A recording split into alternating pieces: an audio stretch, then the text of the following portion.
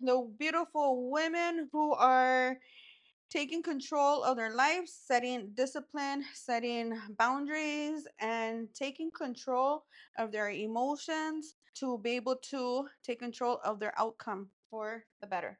So, welcome back, beautiful souls. I'm Veronica Rosa, your emotional wellness and life coach, and this is Cooking with Purpose, where we explore what it means to nourish yourself through healing, clarity, and connection. So, today's session is deep and personal, reclaiming the real you after a toxic relationship.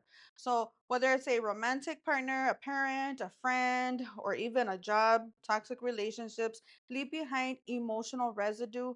And part of healing isn't just moving from one person to another, it's about moving back into yourself, finding yourself. And I could tell you firsthand experience, I could tell you from experience that even myself, I was in a very, very toxic relationship with my husband. And so I had to, for a moment, I had to reclaim the person who I was. And frankly, I was able to do it in a way where I didn't have to leave.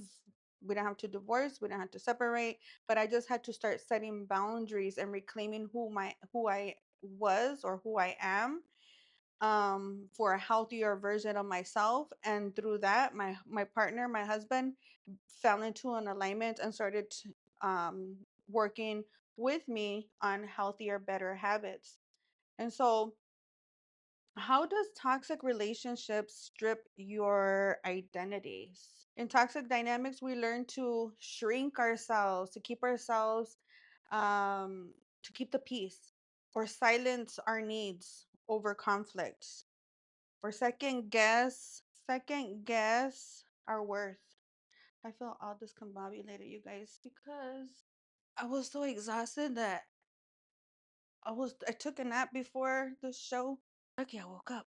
Feel like I woke up, ran out of the bed, and ran into the kitchen.